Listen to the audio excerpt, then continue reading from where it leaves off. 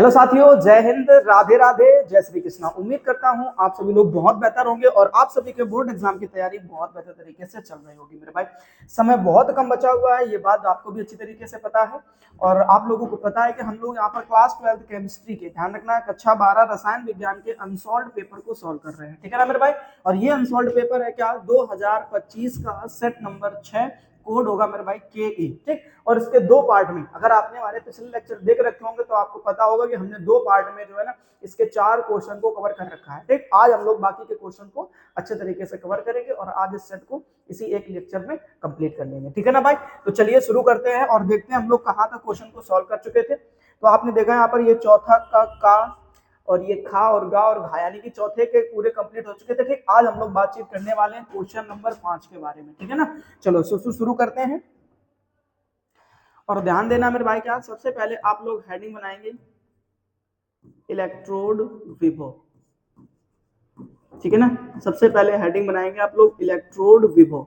हम देखो यहाँ पर पूरा नहीं लिखने वाले हैं। ठीक, आपको थ्योरी खुद से सुननी पड़ेगी भाई, लिखनी पड़ेगी, नोट्स बनाने पड़ेंगे। ठीक है ना, अगर आपने टारगेट बना रखा है कि हमारे 90 प्लस चाहिए हमें केमिस्ट्री में, ठीक है, तो यकीन मानिए आपके आएंगे, बशर्ते मेहनत थोड़ी थोड़ी आपको करनी पड़ेगी। ठीक है ना भाई, तो फटाफट से शुरू कर दीजिए। इलेक्ट्रोड विभव कहते हैं किस चीज को है, तो हेडिंग बना करके, ठीक, तो आप लिखेंगे यहाँ पर क्या कि जब किसी छड़ को इलेक्ट्रोड बनाते हैं। ठीक है ना, लिखना शुरू करो। जब किसी छड़ को इलेक्ट्रोड बनाते हैं, जब किसी छड़ को इलेक्ट्रोड बनाते हैं तो उसे उसी धातु के लवण विलयन में डुबो देते हैं। तो उसे उसी धातु के लवण विलयन में डुबो देते हैं, जिससे धातु की छड़ पर धनावेश या ऋणावेश आ जाता है तथा विलयन में समान मात्रा में विपरीत आवेश आ जाता है। ठीक है ना भैया। और उसके बाद लिखना है आपको क्या कि छड़ तथा विलयन के मध्य उत्पन्न विभवांतर, छड़ तथा विलयन के मध्य उत्पन्न विभवांतर को इलेक्ट्रोड विभव कहते हैं। चीजें क्लियर हो गई? एक बार फिर से सुन करके आप अच्छे तरीके चीजों को लिख सकते हैं। ठीक, अब इसमें आपसे कह रहा है कि ये किन किन कारकों पर निर्भर करता है, बड़ी चीज ये है। और 2 नंबर उससे मिलेंगे, 2 नंबर आपको यहाँ से मिलने वाले हैं। ठीक, तो सबसे पहले आप लिखेंगे भैया चालक की प्रकृति पर। ठीक है ना, पहला आपका जो निर्भर करता है वो किस पर निर्भर करता है, तो बोलोगे भैया चालक की प्रकृति पर। ठीक है ना भैया। अब ध्यान रखना चालक की प्रकृति पर कैसे निर्भर करता है, तो आप ध्यान रखेंगे कि भैया जिन चालकों की चालकता अधिक होती है या चालकता बढ़ाने पर, ठीक है ना, तो आपको ध्यान रखना अगर चालकता बढ़ती है या चालकता अधिक होती है तो आप ध्यान रखेंगे उनका इलेक्ट्रोड विभव भी मेरे भाई उतना ही ज्यादा बेहतर माना जाता है। ठीक, यानी चालक की प्रकृति पर इस प्रकार से निर्भर करेगा। दूसरा आपको याद रखना है मेरे भाई ताप पर। किस पर?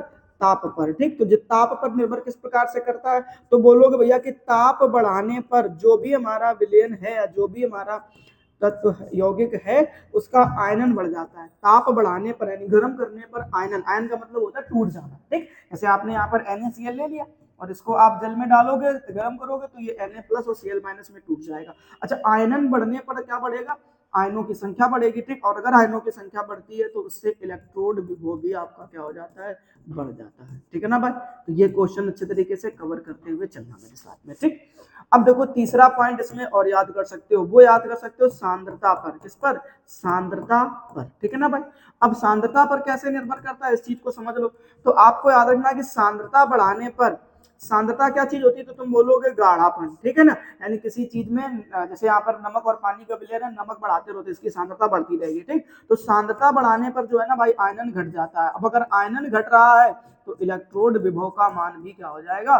कम हो जाएगा। ठीक है ना, इस बात को आप अपने दिमाग में बैठा लीजिए। ठीक, आयनन बढ़ने पर इलेक्ट्रोड विभव बढ़ता था, लेकिन अगर आयनन ही घट रहा है तो आप ध्यान रखेंगे कि इलेक्ट्रोड विभव भी क्या हो जाएगा? घट जाएगा। ठीक है ना मेरे भाई, यहां तक की कहानी आपको अच्छी तरीके से समझ में आ जानी चाहिए। फटाफट से इस क्वेश्चन को नोट कर लो, स्क्रीनशॉट ले लो, फिर अपन नेक्स्ट क्वेश्चन की तरफ चलते हैं। ठीक, अब नेक्स्ट क्वेश्चन को पढ़िए बड़े ध्यान से। क्या कह रहा है आपसे कि सिद्ध कीजिए कि प्रथम कोटि की अभिक्रिया, ध्यान रखना प्रथम कोटि की अभिक्रिया में 99.9% पूर्ण होने में लगा समय अर्ध आयु काल, इंपॉर्टेंट चीज है, टी हाफ का 10 गुना होता है। अर्ध आयु काल का कितने गुना होता है? 10 गुना। मतलब जो आपको सिद्ध करके बताना है मेरे भाई वो ये पूछा गया है कि टी बराबर किस प्रकार से आपका जो है ना 10 गुना होगा, किस चीज का? तो कह रहा अर्ध आयु काल। अर्ध आयु काल किसको बोलते हैं? तो टी हाफ को बोलते हैं। ठीक है ना मेरे भाई, ये चीज आपको प्रूफ करके दिखानी है। और मैं कहता हूं, माफ करना, मैं कहता हूं ये चीज बड़ी आसान है भैया। कैसी है? बड़ी ही आसान है। ठीक है ना, कैसे आसान है देखो जरा ध्यान से। चलो चीजों को क्लियर करते हुए चलना बस साथ में, ठीक है ना। अब देखो ध्यान से, क्या रहा प्रथम कोटि के लिए, तो आपको एक मेरी बात ध्यान रखनी है कि प्रथम कोटि के लिए आपके पास में फॉर्मूला पढ़ाया जाता है के बराबर 2.303 अपॉन में टी, ठीक है ना। ये याद रख लो, क्या याद रख लो कि के बराबर 2.303 अपॉन में टी, और इनटू में क्या लिखना पड़ता है, तो बोलोगे लॉग बेस में 10, ऊपर लिखते हैं ए, नीचे लिखते हैं ए माइनस एक्स, ठीक। ये फॉर्मूला आपको याद रखना प्रथम कोटि की अभिक्रिया के लिए। अब इस फॉर्मूले में आपने देखा कि ए बराबर आपसे मान पूछा गया मेरे भाई, ठीक। तो ए बराबर आपको ध्यान रखना परसेंटेज कितने का होता है 100, तो आप 100 मान लेना। अब ए माइनस एक्स बराबर अगर आपसे पूछा जाएगा तो उसी 100 में से आपको जो है ना ये घटा देना है, जो मान आपको दिया गया परसेंटेज में। तो परसेंटेज में वैल्यू आपको कितनी दी गई, तो कह रहा 99.9%, तो यहाँ पर 99.9% कर दो। जब इसको घटाओगे ना तो मेरे हिसाब से आपको मिलेगा 0.1, ठीक है ना। क्या मिलेगा, 0.1 मिलेगा, बस इतनी बात याद रख लो, ठीक। अब यही सारे मान उठाकर अगर मैं कहूँ आपसे कि क्वेश्चन में रख दीजिए तो आप क्या देख पाएंगे कि के बराबर आपको मिलेगा 2.303 अपॉन में टी, इनटू में लॉग बेस में 10, और ऊपर आप लिखेंगे कितना 100, क्योंकि ए का मान आपने कितना लिया है 100, और ए माइनस एक्स का मान कितना है 0.1। अब मैंने कहा आपसे कि ये वाला पॉइंट हटाकर ऊपर एक जीरो और बढ़ा दो, तब आप देखेंगे कि आपको यहाँ पर एक फॉर्मूला दिखाई देगा, और वो ये फॉर्मूला होता है कि लॉग एक्स, सॉरी माफ करना, ऐसे लॉग बेस में 10, यहाँ पे ध्यान रखना, ठीक है ना। और ऊपर क्या लिखते हो तुम, तो बोलोगे भैया x की पावर y, तो जो ये y है वो गुणा में आ जाता है, ठीक है ना। और फिर क्या बचता है, तो बोलोगे लॉग बेस में 10 और ये x, ठीक। कुछ इस तरीके से कहानी ध्यान रखेंगे, ठीक है ना भाई। अब यही चीज यहाँ पे तो 1000 को हम लोग क्या लिख सकते हैं, 10 की घात 3, समझना, एक को क्या लिख सकते हैं 10 की घात 3, ठीक, 1000 को। अब ये 3 जो है ना वो गुणा में आ जाएगा, तो आपको जो फाइनल चीज मिलेगी वो ये मिलेगी 2.303 अपॉन में टी, और इनटू में आपको मिल जाएगा 3 इनटू में क्या बचेगा आपके पास लॉग बेस में 10, और इधर बचेगा 10, ठीक। अब एक चीज आपको और याद रखनी है कि log बेस में 10 हो और इधर भी 10 लिखा हो तो इसका मान हमेशा 1 होता है, कितना होता है 1। तो अब एक चीज यहाँ पे क्लियर कर लो कि आपको जो समीकरण नंबर फर्स्ट मिला वो क्या मिला 2.303 अपॉन टी, इनटू में क्या मिला 3, इसको बना दीजिए फटाफट समीकरण नंबर फर्स्ट, ठीक है ना मेरे भाई। अब इतनी चीज अगर आपने समझ ली है ध्यान से, तो अब अपन नेक्स्ट की कहानी की तरफ चलते हैं। अब नेक्स्ट चीज आपको ये याद रखनी है कि अभी यहाँ पर आपको प्रथम कोटि की अभिक्रिया के लिए अर्ध आयुकाल का भी फॉर्मूला लगाना है। तो प्रथम कोटि की अभिक्रिया के लिए अर्ध आयुकाल का फॉर्मूला होता है 0.693 अपॉन में टी हाफ, ठीक है ना, ये होता है। इसको बना लीजिए आप समीकरण नंबर 2, बात समझ रहे हो ना। और फिर यहाँ पर आप लिख दीजिएगा क्या कि समीकरण 1 व 2 से, क्या बोलते हैं मेरे भाई, समीकरण 1 व 2 से, ठीक। इस तरीके से चीजों को ध्यान में रखेंगे, बात बन गई, बोले हाँ। अब एक काम करो जरा सुनो ध्यान से, क्या कि अब आपको एक दूसरे के बराबर कर देना जो के मान है, ठीक। तो हमने कहा बराबर कर दो, और एक काम और कर लो कि जैसे दशमलव के बाद में देखो ध्यान से यहाँ पर कितने अंक लिखे 3, इसमें भी कितने अंक लिखे 3, हमने कहा कैलकुलेशन से बचने के लिए 2 अंक तक ले लो, बस हो जाएगी कहानी कंप्लीट। तो ऐसा लिख सकते हो आप क्या 2.30 और अपॉन में क्या लिख रखा आपका टी, और मल्टीप्लाई में कितना है 3 बराबर। अब इस वाले से मान लो इसको भी 2 अंक तक ले लो, तो क्या मिलेगा 0.69, और अपॉन में क्या मिल जाएगा आपको टी हाफ मिल जाएगा, ठीक। इतनी बताओ बात पल्ले पड़ गई, बोले ठीक है समझ में आ गया भैया। अब हमने कहा आपसे एक काम करो, यहाँ से ये वाला पॉइंट हटा दो, नीचे कितने जीरो बना दो 2, और फिर मैंने वही बात यहाँ पे करी, हमने कहा यहाँ से भी हटा दो तो इधर भी कितने जीरो बन जाएंगे 2। अब ध्यान से देखो भैया ये नीचे है और ये भी सामने नीचे है, तो दोनों से दोनों कट जाएंगे, बोले ठीक। अब ये 3 है और इधर पे देखो ध्यान से, तो इनको अगर अब निपटाना चाहे तो 3 से निपटा दो, तो 3 दूनी 6, 3 का 9। अब देखो ध्यान से ये 23 आपको दिख रहा है, बोले ठीक है, और ये 230 दिख रहा था, घर पे कितना बचेगा 10। अब जब आप कैलकुलेशन करेंगे तब आप देखेंगे 10 बराबर आ जाएगा, सॉरी टी बराबर आ जाएगा 10 टी हाफ, जो अपन को प्रूव करना था मेरे भाई, ठीक है ना। फटाफट से स्क्रीनशॉट ले लो, क्वेश्चन आपको अच्छे तरीके से समझ में आ जाना चाहिए, ठीक है ना भाई। फटाफट से स्क्रीनशॉट ले लो, फिर अपन नेक्स्ट क्वेश्चन की तरफ चलते हैं। अब नेक्स्ट क्वेश्चन को पढ़ो बड़ा ध्यान से।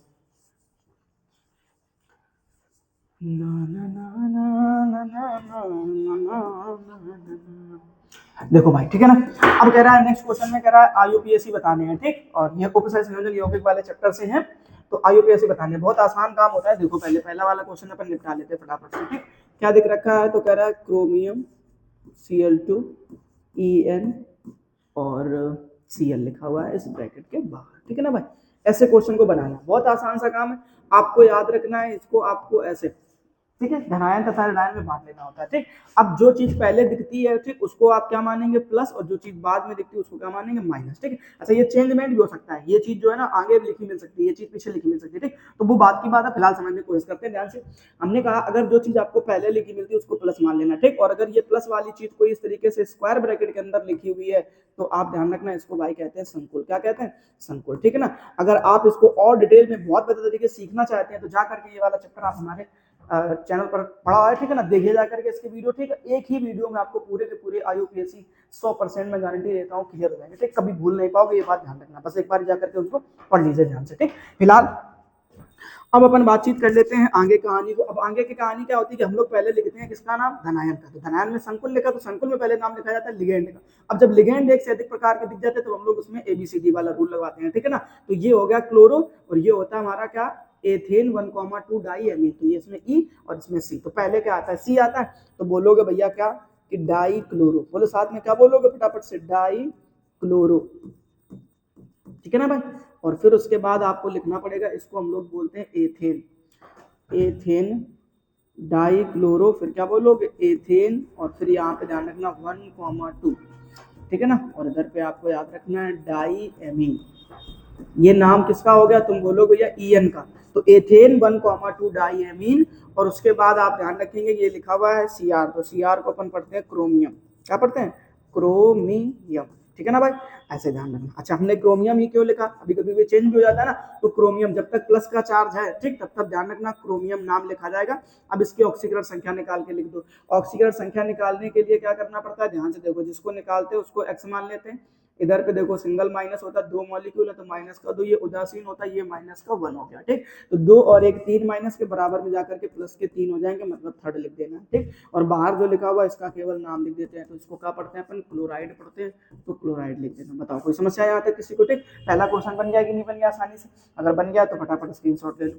नेक्स्ट क्वेश्चन की तरफ चलते हैं भाई। ठीक है ना, अब नेक्स्ट क्वेश्चन देखो फटाफट से। दूसरा क्वेश्चन हमारे पास में दिया गया है, लिखा हुआ है क्या, सीजियम, CGM। ठीक, और फिर लिखा हुआ FeCl का होल 4। ठीक, बड़ा आसान काम है। अब इधर बात देखो, ये प्लस हो गया ये माइनस हो गया। ठीक है ना भाई, तो अब आपको ऐसे केस में पहले इसका नाम लिख देना। ठीक है ना, तो जो बाहर लिखा हुआ पहले इसका नाम लिख दो। तो क्या बोलोगे, प्लस वाले का नाम लिखते समय सीजियम। अब माइनस वाले पहुंचे तो आप पहुंच गए संकुल के पास में। तो संकुल में पहले लिखा जाता है लिगेंड का नाम। कितने मॉलिक्यूल दिख रहा है, बोलोगे 4, तो टेट्रा लिख देते हैं। क्या लिख देते हैं, टेट्रा। और क्लोरो को Cl को क्या पढ़ देते हैं, क्लोरो पढ़ देते हैं। ठीक, तो तुम यहाँ पर देखोगे टेट्रा क्लोरो। ठीक, अब इसके ऊपर चार्ज कैसा दिख रहा है, तो बोलोगे माइनस का। तो माइनस वाले में हमें 8 का साउंड निकालना पड़ता है। वैसे इसको हम लोग फेरस पढ़ते हैं, क्या पढ़ते हैं, फेरस, लेकिन इस बार आपको क्या बोलना पड़ेगा भैया, फेरेट बोलना पड़ेगा। ठीक, अब फेरेट लिख दो। अब इसकी ऑक्सीकरण संख्या निकाल दो फटाफट से। तो इसके ऊपर प्लस का 1 हो गया, इधर माइनस का 4 हो गया। ठीक, तो माइनस में से 1 कम कर दोगे तो कितना बचेगा, माइनस का 3 बराबर में जाकर के प्लस का 3। इसका मतलब आपको ब्रैकेट में थर्ड लिख देना है। बात समझ में आ गई कि नहीं आ गई भाई? ठीक है ना, तो ऐसे याद रखना। अब देखो second number, sorry third number question है उधर से, चलो कोई दिक्कत नहीं, थर्ड नंबर देखो अपन। ठीक है ना, अब थर्ड नंबर क्वेश्चन में क्या लिख रखा, कह रहा है K3 और ऐसे ब्रैकेट बंद करो, और फिर लिखा हुआ है CO और लिखा हुआ है C2O4 का होल थ्राइस। ठीक है ना, ये है कहानी। चलो निपटाते हैं। पहले सबसे पहले आपको क्या करना है, ये मान लो प्लस हो गया और ये वाला हमारा क्या हो जाएगा, माइनस हो जाएगा। ठीक, मतलब धनायन ऋणायन में तोड़ लेना। पहले धनायन का नाम लिखते हैं। हमने कहा धनायन की ना तो संख्या लिखी जाती, कुछ नहीं लिखा जाता, केवल आपको नाम लिख देना। तो के को क्या पढ़ते हो मेरे भाई, तो बोलोगे भैया पोटेशियम पढ़ते हैं। अब चलो ऋणायन, ऋणायन क्या हो गया, तो बोले भैया संकुल है। अब संकुल का नाम लिखते हैं, तो संकुल के नाम में पहले लिखा जाता है किसका नाम, लिगेंड का। तो कितने मॉलिक्यूल दिख रहे हैं, 3। तो 3 को क्या बोल देना मेरे भाई, ट्राई। और C2O4 को हम लोग बोलते हैं ऑक्सीलेटो। क्या बोलते हैं, ऑक्सीलेटो बोलते हैं। ठीक है ना, ऐसे याद रखना। तो ये हो गया ऑक्सीलेटो। ओके, अब इसको पढ़ो। तो इसके ऊपर चार्ज कैसा, माइनस का। तो माइनस का है तो इसको क्या पढ़ोगे, कोबाल्ट नहीं लिखना, ध्यान रखना। वैसे तो कोबाल्ट पढ़ते हैं लेकिन हमें इसमें 8 का साउंड निकालना, तो क्या हो जाएगा, कोबाल्ट 8। ऑक्सीकरण संख्या निकाल लेते हैं। तो देखो के ऊपर हो गया सिंगल का प्लस, 3 मॉलिक्यूल है तो प्लस का 3 हो गया। इसको मान लिया अपन ने क्या, एक्स प्लस। ठीक, इधर देखो माइनस का 2 होता है, 3 है तो माइनस का कितना हो जाएगा, 6 बराबर में 0। तो 6 में से 3 गया 3, बराबर में जाकर के प्लस का 3, मतलब यहाँ पर आपको क्या लिख देना, थर्ड। ठीक, क्या अब आपसे ये वाला क्वेश्चन नहीं होगा क्या, जरा सोच करके देखो फटाफट से। ठीक है ना, अगर नहीं हो रहा है तो कमेंट बॉक्स में बताना, मैं इसका आंसर आपको कमेंट बॉक्स में दूंगा, यहाँ पे नहीं बताने वाला हूँ। ठीक है, ये बात ध्यान रखना आप लोग। ठीक है, हाँ ये बात ध्यान रखना, आपको ये होमवर्क में करना, अगर नहीं आता तो कमेंट बॉक्स में हमें बता सकते हैं। ठीक है भाई, अब कह रहा है ग्लूकोज बनाने की 2 विधियों के रासायनिक समीकरण लिखिए। ठीक है ना, ग्लूकोज बनाने के क्या करा किन्हीं दो विधियों के रासायनिक समीकरण लिखिए। ठीक, बड़े ध्यान से समझना। तो सबसे पहले आपको एक चीज पता होनी चाहिए कि ग्लूकोज का जो फॉर्मूला है वो क्या होता है, बोलो फटाफट से। तो बोलो भैया ग्लूकोज का फॉर्मूला हमें पता है C6H12O6, लेकिन ये केवल ग्लूकोज का ही नहीं है, ठीक है ना, इसके तीन भाई हैं, ठीक है ना। एक तो आपने देख लिया ग्लूकोज, दूसरा होता है फ्रक्टोज, क्या होता है, फ्रक्टोज होता है, ठीक, और तीसरा होता है मेरे भाई क्या, ग्लैक्टोज, ठीक। तो ऐसे ये तीनों के फॉर्मूले जरूर रट्टा मार लीजिएगा। फिलहाल अब हम क्वेश्चन की तरफ चलते हैं। तो कह रहा है किन्हीं दो विधियों का बनाने की विधियों का उल्लेख करिए। तो पहली बनाने की विधि है, ठीक है ना, तो पहली आप लिख सकते हैं सुक्रोज के जल अपघटन द्वारा। फटाफट से क्या बोलेंगे आप, सुक्रोज के जल अपघटन द्वारा, ठीक है ना भाई, ऐसे हेडिंग बना लो, सुक्रोज के जल अपघटन द्वारा, ठीक है, ऐसे लिखते हैं, सुक्रोज के जल अपघटन द्वारा। अब सुक्रोज का फॉर्मूला क्या होता है चीनी का, तो बोलोगे C12H22, ठीक है ना, C12H22O11। अब इसका जल अपघटन कराना मतलब जल के साथ अभिक्रिया करानी, उपस्थिति ले लेते हैं भाई किस चीज की, तो बोलोगे तनु HCl की, ठीक है ना, ऐसे याद रखना। अब जब इसको देखोगे तो तुमने देखा हाइड्रोजन कितने हो गए 24, ऑक्सीजन कितने हो गए 12। तो अब आप दो शक्लों में ऐसे इनको तोड़ सकते हैं, C6H12O6, ठीक है ना, ये ध्यान रखना। प्लस फिर से एक दूसरी शक्ल मिल जाएगी आपको C6H12O6, ठीक। तो अब ध्यान रखो इसमें जो ये फॉर्मूला है ये किस चीज का होता है, तो बोलोगे ग्लूकोज का होता है, ठीक है ना, और ये एक फॉर्मूला किस चीज का होता है, तो बोलोगे भैया फ्रक्टोज का होता है।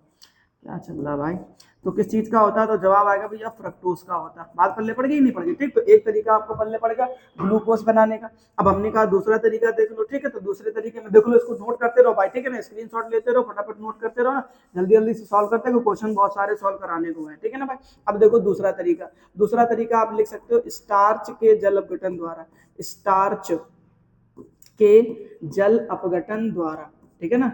स्टार्च का क्या करा देना है भाई, जल अपघटन करा देना है, बहुत आसान काम है। स्टार्च का फॉर्मूला लिखो फटाफट से, तो स्टार्च का फॉर्मूला होता है C6H10O5, ओके। अब इसके इधर होल n लिख देना।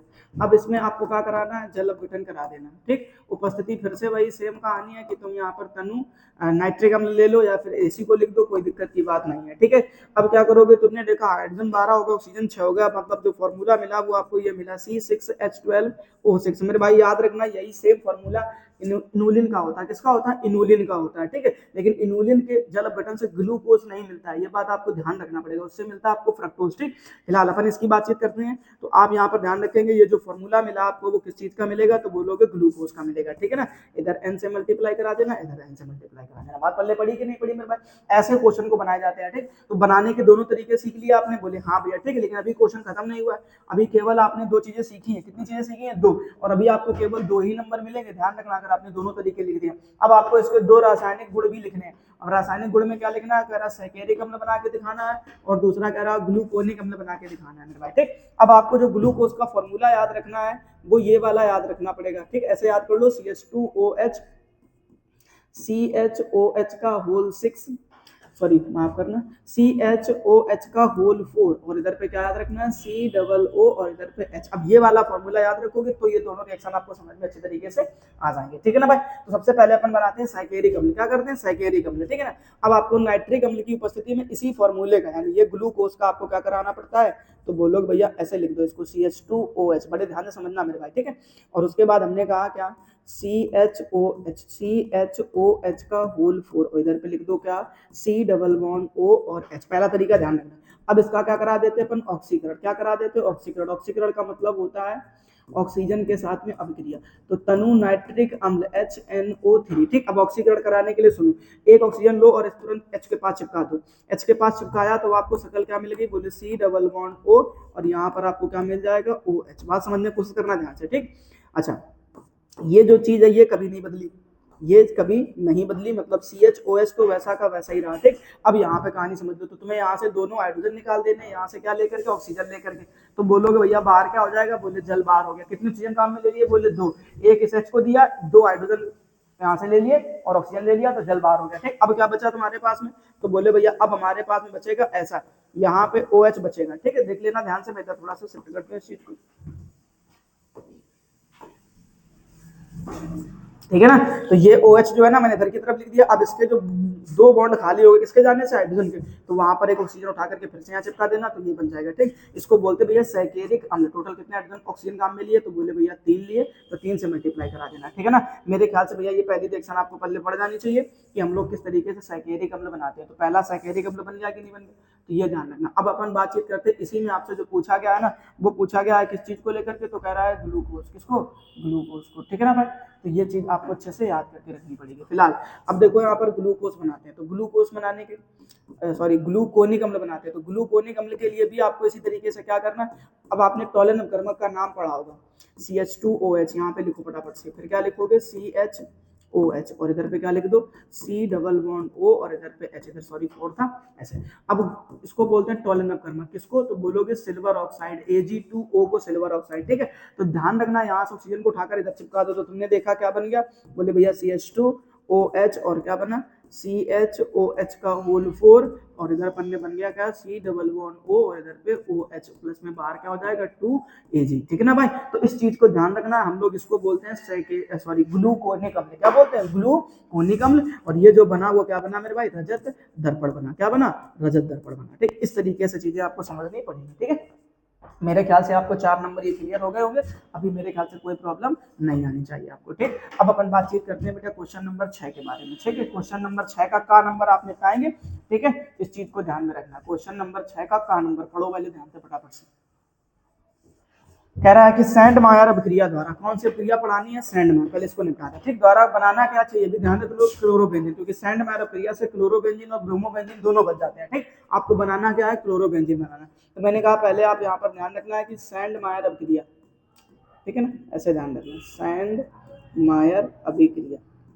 ठीक है भैया, अब सैंड मायर अभिक्रिया कैसे बनाई जाती है, वापस से बोर्ड की तरफ ध्यान से देखेंगे पूरा फोकस के साथ में।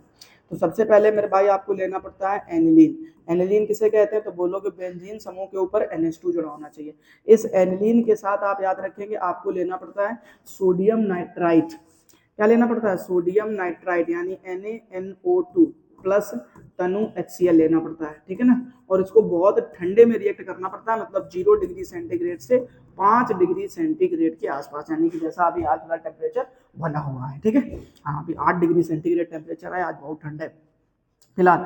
अब दूसरी चीज आप ध्यान रखेंगे, जब यहाँ से आप ये रिएक्शन कंप्लीट करेंगे तब आप देखेंगे कि आपको यहाँ पे एक शक्ल मिलेगी जिसको हम लोग बोलते हैं भैया BDC, यानी कि N2Cl। ठीक है ना, इसको क्या कहते हैं अपन लोग, BDC कहते हैं। BDC क्या चीज होती है, तो बोलते हैं बेंजीन डाइएजोनियम क्लोराइड। बोलो साथ में, बेंजीन डाइएजोनियम क्लोराइड। ठीक, अब ध्यान रखना, तो कह रहा BDC जो है ना, ठीक इस तरीके से याद रखेंगे। अब इसी BDC की अभिक्रिया आपको किसके साथ में, तो कह रहा है CuCl की उपस्थिति में किसके साथ करा देते, HCl के साथ करा देते। मेरी बात सुनना, ये वाला जो हाइड्रोजन है, ठीक है ना, वो किसके साथ में चला जाएगा, Cl के साथ में, और ये नाइट्रोजन गायब हो जाएगा, बचेगा केवल एक Cl, और उसको चिपका दो जाकर के ऊपर।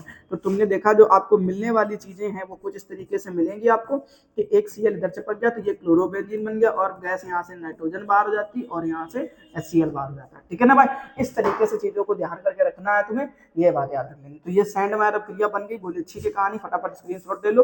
अब अपन चलते हैं इसके और आगे के क्वेश्चन के बारे में। ठीक, अच्छा अभी आपने सैंड मायर अभिक्रिया पढ़ ली, तो ध्यान से देखो कितने नंबर क्लियर हो गए आपके, 2 नंबर। ठीक, लेकिन फिर आगे कह रहा है कि रासायनिक समीकरण देते हुए स्पष्ट कीजिए कि क्लोरोबेंजीन से निम्नलिखित यौगिकों को आप कैसे बनाएंगे। मतलब आपको क्लोरोबेंजीन लेना है, फिर क्लोरोबेंजीन से फिनॉल बनाना है, और फिर क्लोरोबेंजीन से टॉलुइन बनाना है, और फिर क्लोरोबेंजीन से आपको क्या बनाना है, डाइफिनाइल बनाना है। ठीक, तो ये तीनों चीजें आपको यहाँ पर बना करके दिखानी पड़ेंगी। ठीक है ना मेरे भाई, चलो अपन शुरू करते हैं पहली कहानी को।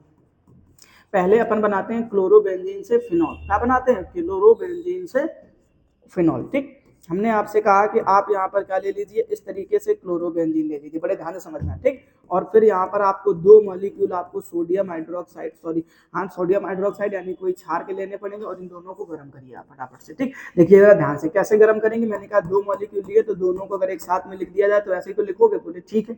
अब उसके बाद मैंने कहा आपसे काम कर लेते हैं कि यहाँ से जल को बाहर निकालने की कोशिश करते हैं। तो आपने देखा यहाँ से ऐसे क्या हो गया, एक मॉलिक्यूल जल का बाहर हो गया। मेरे बड़ी ध्यान समझना मेरी बात को। ठीक है, और दूसरी चीज ये एक Na भेज दो किसके साथ में, Cl के साथ में। तो आपने देखा दूसरी जो चीज यहाँ से बाहर हुई भाई वो क्या हो गई, NaCl। अब क्या बचा, तो बोले भैया ये ONa बचा, इसी को जोड़ दो चल करके ऊपर। तो इसको अपन बोल देंगे भाई क्या, सोडियम फिनॉक्साइड। जरा बोल के देखो फटाफट से, क्या बनेगा तुम्हारा, ONa। यहाँ पर क्या लिख सकते हो आप, ONA लिख सकते हो। तो ये बन गया सोडियम फिनॉक्साइड। ठीक, अब इस सोडियम फिनॉक्साइड की क्रिया जो है ना आपको किसके साथ करा देनी, HCl के साथ में। ठीक है, सुनना बड़े ध्यान से। तो यहाँ से जो Na है वो किसके साथ चला जाएगा, बोलोगे Cl के साथ में। तो जो बाहर होने वाली चीज है वो क्या हो गया, NaCl। अब जो फाइनली बचेगा हमारे पास में वो ये बचेगा कि ऐसे ये बेंजीन है और इस बेंजीन के ऊपर क्या बचा, O, और ये वाला H बचा, तो ये इधर आ जाएगा तो क्या हो जाएगा, OH, और इसी शक्ल को भैया बोलते हैं फिनॉल। ठीक, तो पहली रिएक्शन मेरे ख्याल से आपको पल्ले पड़ जानी चाहिए कि कैसे हमें फिनॉल बनाना है ना। अब चलते हैं नेक्स्ट रिएक्शन की तरफ। अब देखो भैया दूसरा इसमें आपको क्या बनाना है, टॉलुइन। क्या बनाना है, टॉलुइन बनाना है। ठीक, अब अगर मैं तुमको थोड़ी सी याद दिलाऊं तो आप यहाँ पर लगा सकते हैं वुर्ज फिटिग अभिक्रिया। क्या लगा सकते हैं, वुर्ज फिटिग अभिक्रिया। अरे यार, वुर्ज फिटिग। ठीक, ऐसे याद रखो, इसको कहते हैं वुर्ज फिटिग अभिक्रिया। बात समझ में आ रही है, ठीक, ऐसे ध्यान रखना। अब वुर्ज फिटिग अभिक्रिया क्या होती है उस चीज को पढ़ो। तो तुमसे बोला गया था कि भैया एक आपको क्या लेना होता है, एरिल हैलाइड।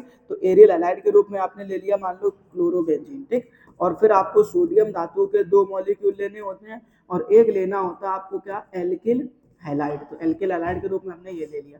उपस्थिति किसकी ली जाती है, तो सबको पता है शुष्क ईथर की उपस्थिति में। ठीक है ना भाई, अगर आपने ये वुर्ज फिटिग अभिक्रिया पढ़ रखी है तो आपको चीजें अच्छी तरीके से याद होगी। अब ये दोनों सोडियम के मॉलिक्यूल, एक ये क्लोरीन और एक ये क्लोरीन, तो ये सब बाहर हो जाएंगे। तो तुम देखोगे कि तो तुम्हें बाहर क्या मिलेगा, तो बोले भैया हमें 2NaCl बाहर मिल जाएगा। ठीक, अब जो बचा वो यही तो बचा कि भैया इधर बेंजीन का ग्रुप बचा और इधर पे क्या बचा, ये CH3 का ग्रुप बचा। इनको जोड़ देना भैया, इसी को अपन टॉलुइन बोल देते हैं। जरा बताओ कोई समस्या किसी को, बोले नहीं है भैया। ठीक है ना, अब चलते हैं नेक्स्ट क्वेश्चन की तरफ फटाफट से।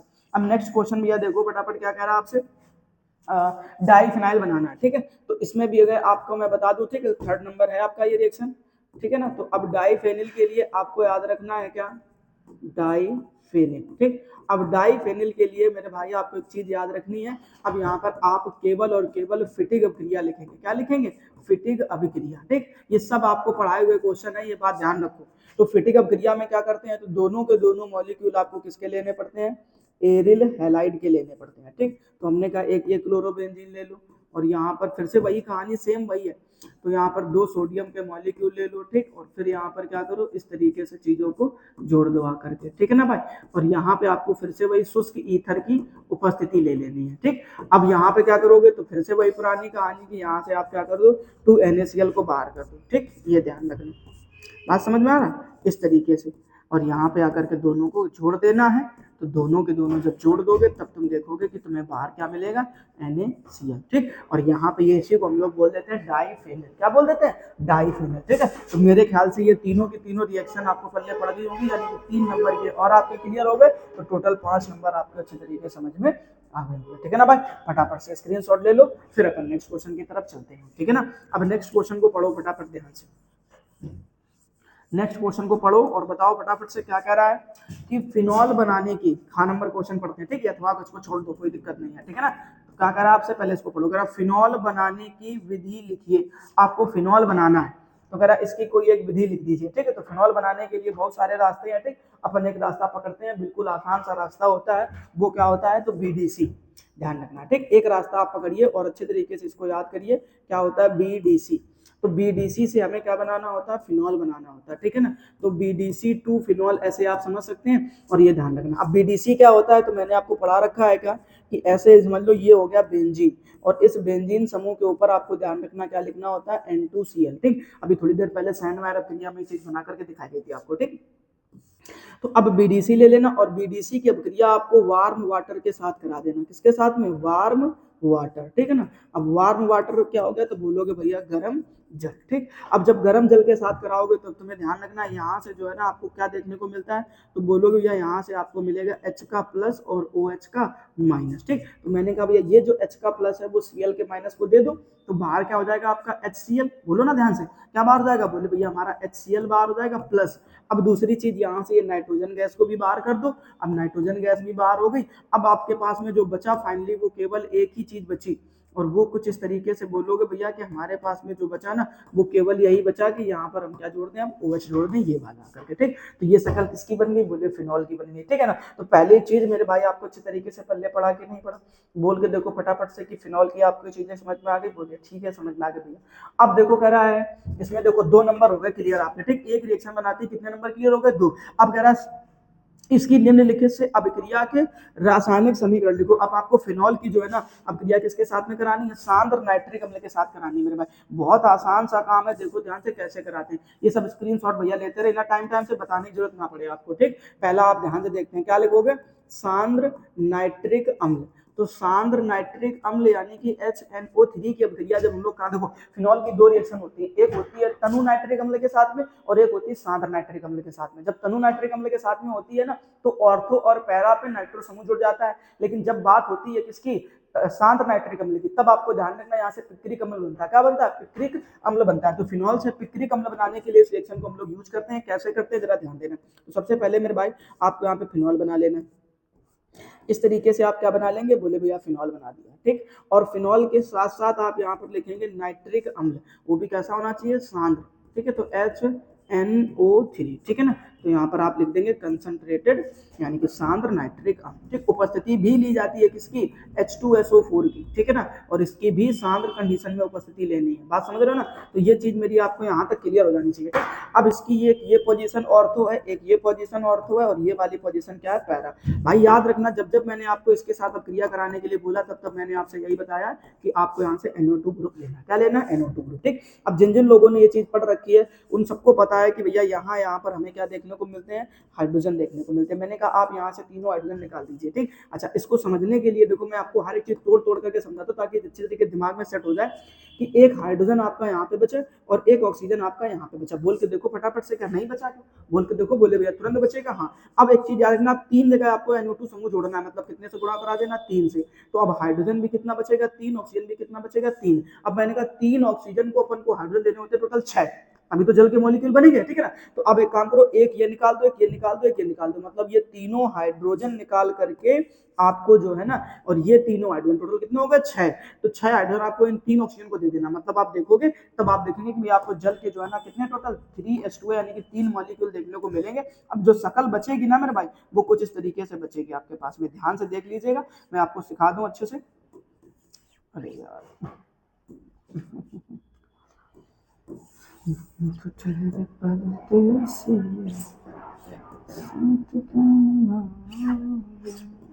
एक सेकंड रुको भाई, अरे तुम छोड़ो, चलो सभी लोग ऊपर चलो, थोड़ी सी जगह की समस्या, चलते हैं, ठीक है ना। अभी ध्यान देना है।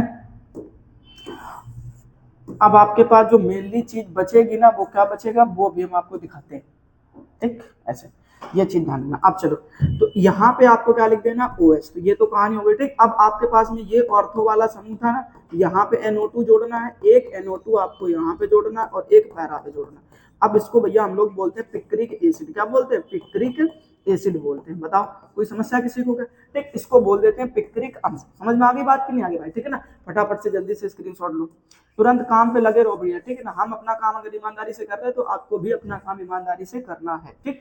अब देखो नेक्स्ट, अब दूसरा आपसे कह रहा है कि ब्रोमीनन द्वारा, अब फिनॉल का आपको क्या करना है, ब्रोमीन जल के साथ क्रिया करा दी। ये भी बड़ी आसान रिएक्शन है, देखो। तो फिनॉल की शक्ल क्या होती है, अभी यही तो पढ़ कर क्या है, ठीक है ना। ऐसे ये हो गया फिनॉल, इसकी अब क्रिया किसके साथ में करानी है, ब्रोमीन जल के साथ में, ये बात ध्यान रख लो, ठीक। और इसमें भी तो वही सेम काम करना है, कुछ अलग नहीं करना मेरे भाई। ये ऑर्थो है, ये ऑर्थो है और ये ऑर्थो है, ठीक। इन सब जगह पे आपने अभी पढ़ रखा है क्या जुड़ा होता है, तो जवाब आएगा भैया सब में हाइड्रोजन होता है। क्या होता है, हाइड्रोजन होता है, ठीक। अब ये तीनों हाइड्रोजन निकालो फटाफट से, मैंने कहा तीनों हाइड्रोजन निकालो और यहाँ से ब्रोमीन को दे दो। तो ब्रोमीन को अगर तुम दोगे तो आप देखोगे हमें मिल जाएगा हाइड्रोजन ब्रोमाइड के कितने, 3 मॉलिक्यूल, ठीक। अब जो आपके पास फाइनली बचेगा ना, वो क्या बचेगा, उस चीज पे फोकस कर लेते हैं। तो हमने कहा यहाँ पे तो हमारा ये फिनॉल रहेगा, इस जगह पे आपको एक ब्रोमीन जोड़ देना, इस जगह पे एक ब्रोमीन जोड़ देना और एक इस जगह पे ब्रोमीन जोड़ देना। इसको बोलते हैं हम लोग क्या, 1, ये 2, ये 3 और ये 4 हो गया, ये 5 हो गया, ये 6। नाम होता है 2,4,6 ट्राई ब्रोमो। क्या बोलते हैं, ट्राई ब्रोमो और उसके बाद में फिनॉल, ठीक। ये चीज याद रखना। अच्छा दूसरी चीज, यहाँ पे ध्यान रखो कि कितने, 3 तो यहाँ पर ब्रोमीन ले लिए, 3 इसको दे दिए, टोटल कितने हो गए, 6। तो 3 से मल्टीप्लाई करा देना, ठीक है ना भाई। तो दूसरी रिएक्शन आपको क्लियर हुई कि नहीं कि ब्रोमीन जल से कैसे कहानी बनेगी, ठीक। अब फटाफट अपन चलते हैं नेक्स्ट। अब हमें किसके साथ में करानी है क्रिया, इसकी तो है ना जिंक के साथ में, ठीक है ना। इसको पहले निपटा देते हैं। देखो जिंक के साथ में इसकी रिएक्शन करानी कंप्लीट, ठीक। तो आपको अच्छी तरीके से पता होना चाहिए कि हम लोग जब फिनॉल की जिंक के साथ अब क्रिया कराते हैं, किसके साथ अब क्रिया कराते हैं, जिंक के साथ में, ठीक है। तो ये हो गया फिनॉल। तो कोई दिक्कत नहीं, बहुत आसान सी कहानी है कि जिंक जो है ना यहाँ से ऑक्सीजन लेगा और निकल जाएगा और बाहर हो जाएगा जिंक ऑक्साइड। तब आप देखोगे कि आपके पास जो बचेगा ना वो केवल ये बचेगा। और मेरे भाई ध्यान रखना है कि ऐसी चीज को अपन बोलते हैं बेंजीन। क्या बोलते हैं, बेंजीन बोलते हैं। इस चीज को आप दिमाग में बैठा लीजिए। तो फिनॉल से अगर बेंजीन बनाना है ना तो जिंक के साथ आप क्रिया करा देते हैं, ठीक। मेरे ख्याल से भाई आपको ये 6 नंबर के का और खा दोनों क्वेश्चन आपको समझ में आ गए। तो अगर ऊपर वाला कर लिया है तो इसको करने की कोई जरूरत नहीं है मेरे भाई, ठीक। तो ध्यान रखिए आपने 3 और 2 5 नंबर की रिएक्शन बड़ी आसानी से कर ली है, ठीक। तो इस तरीके से चीजों को ध्यान करके रखना भाई, ठीक है ना। फटाफट से इसका स्क्रीनशॉट ले लो, फिर अपन नेक्स्ट क्वेश्चन की तरफ हो गया, ठीक है। चलो भाई, ठीक। अब अपन देखते हैं नेक्स्ट क्वेश्चन फटाफट से। अब आ जाते हैं क्वेश्चन नंबर 7 के पास में। क्वेश्चन नंबर 7 में आपसे कह रहा है क्या, बेंजोइड का संरचना सूत्र लिखिए, ठीक। आसान सी चीज है। देखो क्वेश्चन नंबर 7 के का के बारे में बातचीत करते हैं और आपसे पूछा गया है बेंजल्डिहाइड, ठीक है ना। तो बेंजल्डिहाइड की बात करते हैं। तो देखो मैं पहले ऐसे लिख दूं क्या, C6H5C डबल बॉन्ड O और इधर पे क्या लिख देना H। या इसी चीज को आप ऐसे भी बना सकते हैं। तो ये हो गया इसका संरचना सूत्र, ठीक है ना भैया, CHO। ये दो तरीके से लिख सकते हो आप, बोले कोई दिक्कत नहीं भैया, हमें समझ में आ गई गाड़ी। अब लेकिन बात यहीं पे नहीं खत्म होती। ये तो केवल 1 नंबर का क्वेश्चन था, ये तो केवल 1 नंबर का क्वेश्चन था। फिर उसके बाद में 4 आपसे और पूछे गए। पहला हाइड्राजीन लिखा हुआ है, दूसरा लिखा है टॉलन अपघर्मक, तीसरा लिखा हुआ है नाइट्रिक अम्ल शांत सल्फ्यूरिक अम्ल की उपस्थिति में, ठीक। और फिर उसके बाद लिखा है सोडियम हाइड्रोक्साइड की अभिक्रिया के रासायनिक समीकरण लिखिए, ठीक है ना भाई। तो ये तो इसको आपने पढ़ लिया कि एक कहानी समझ में आ गई। अब पहली बात आप ध्यान रखना, हमें बातचीत करनी है हाइड्राजीन के साथ में, ठीक। तो मैं कहता हूं पहले इसका फॉर्मूला लिखना सीखो आप। तो C6H5, ठीक है। और फिर यहाँ पे C डबल बॉन्ड O और इधर पे क्या लिख देना आपको, H लिख देना। करके बात समझ में आ गई। वही चीज लिखी जो इसके संरचना सूत्र में लिखी थी। अब हाइड्राजीन का फॉर्मूला देखो ध्यान से, क्या लिखा हुआ, तो बोलोगे भैया NH2 सिंगल बॉन्ड NH2। इस बात को ध्यान रखना है, ठीक। अच्छा इसमें हमें क्या करना पड़ता है, थोड़ी तनु अम्ल की उपस्थिति लेनी। लगभग पीएच का मान जो है वो 3.5 के आसपास रहता है, ठीक। इतनी चीज याद रख सकते हो, बोले भैया कतई याद रख लेंगे, कोई दिक्कत नहीं। अब सुनो जो मेन कहानी है, वो मेन कहानी यहाँ से ये है कि हाइड्रोजन निकालो और यहाँ से क्या निकाल दो, ऑक्सीजन निकाल दो। तो देखोगे भैया तुम्हारा जो बाहर हुआ वो क्या बाहर हो गया, बोले चल।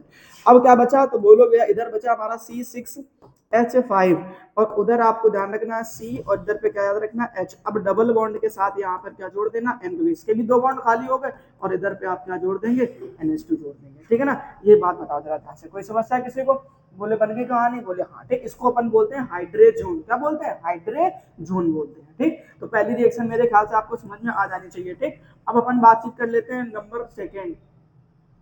अब देखो भैया दूसरी रिएक्शन के बारे में, ठीक। अब दूसरी रिएक्शन क्या कहती है, किसके साथ कह रहा है, टॉलन अपघर्मक के साथ में। भैया बहुत आसान सा काम है। टॉलन अपघर्मक की बात करें तो आप ऐसे लिखेंगे C6H5C डबल बॉन्ड O और इधर पे आप क्या लिख देंगे भैया H लिख देंगे, ठीक।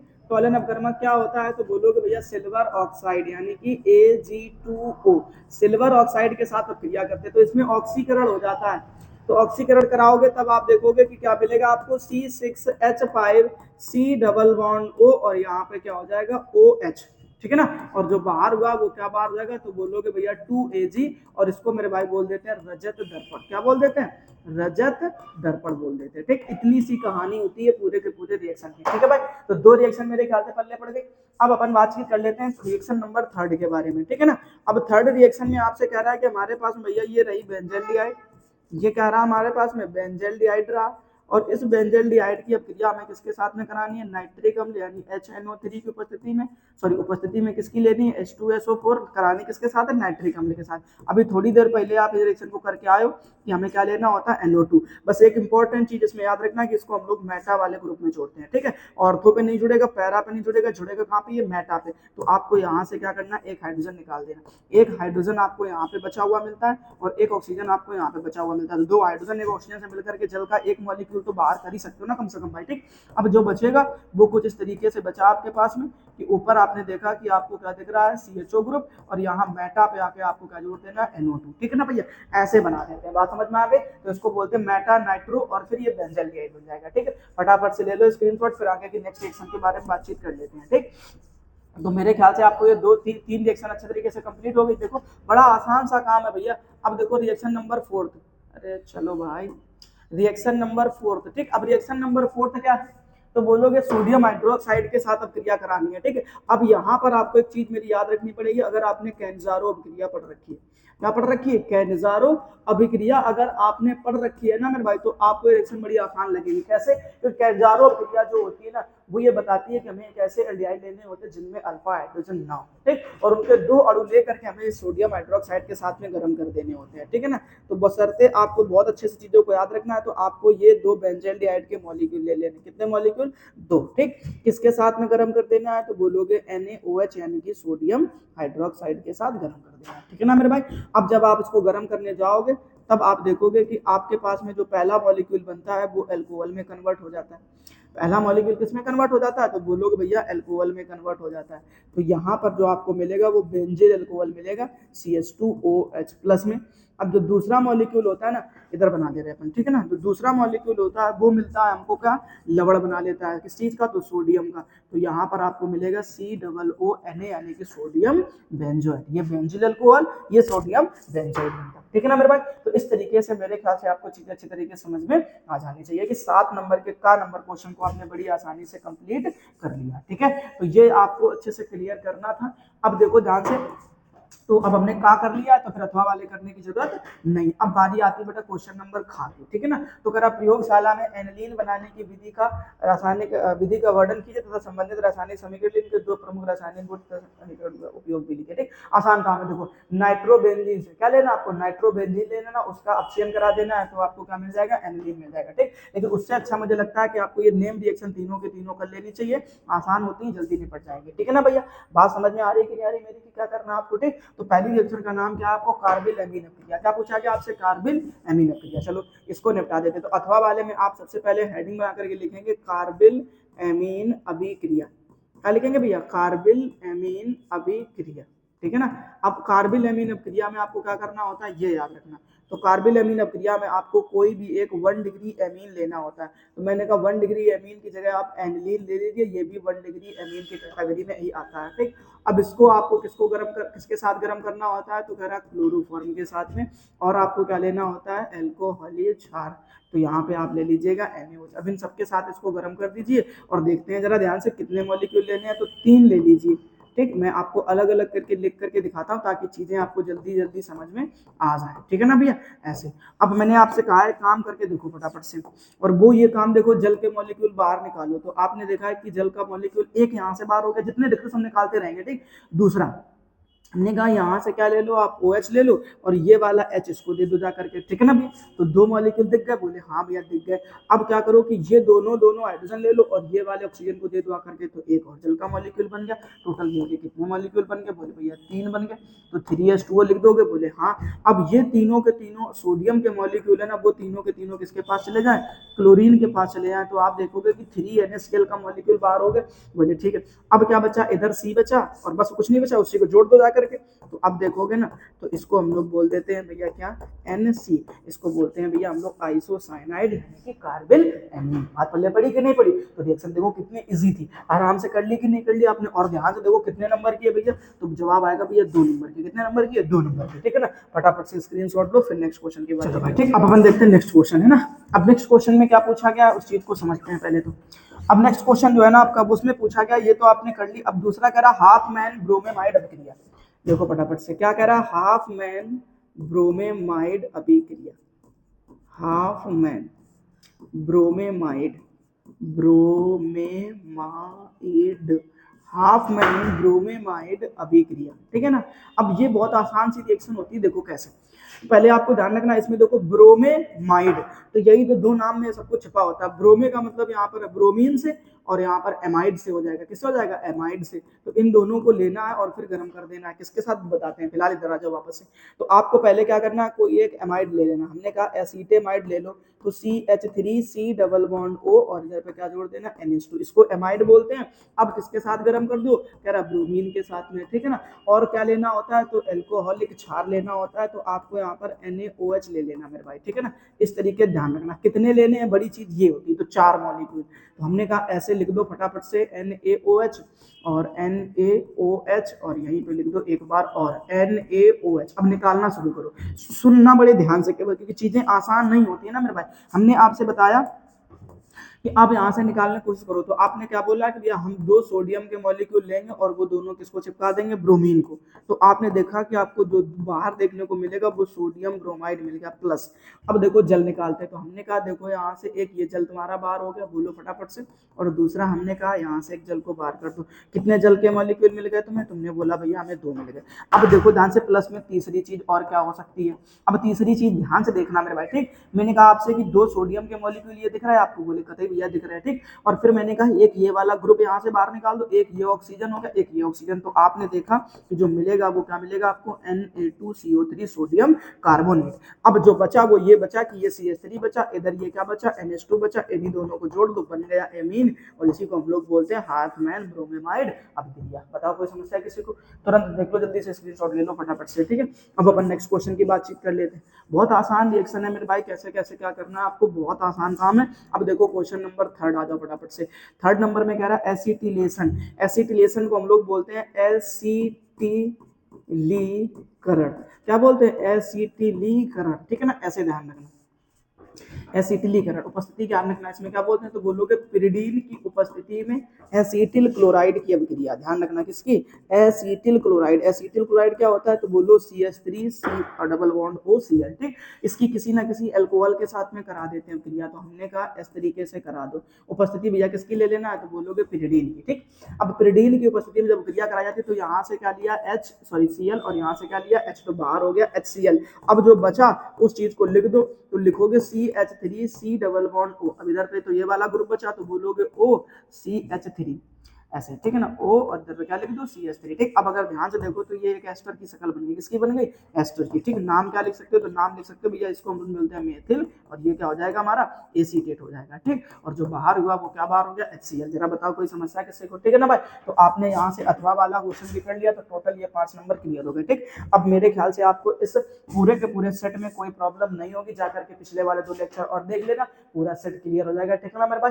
तो ध्यान रखना कि पेपर का पैटर्न बिल्कुल यही आने वाला, कुछ नहीं बदलने वाला है, क्योंकि 2025 के ही मैं सेट सॉल्व करा रहा हूँ मेरे भाई, ठीक है। तो आज के लेक्चर में केवल इतना है, हम लोग फिर से मिलेंगे इसके नेक्स्ट लेक्चर में, यानी कि सेट नंबर 5 के साथ में। तब तक के लिए जय हिंद, राधे राधे, जय श्री कृष्णा। अपना ख्याल रखना और अच्छी तरीके से अपनी पूरी ईमानदारी के साथ में अपने बोर्ड एग्जाम की तैयारी को बनाए रखना, क्योंकि भाई अब दिन बहुत कम बचे हुए हैं, ठीक। ये बात आप अच्छी तरीके से जानते हैं, ठीक है ना।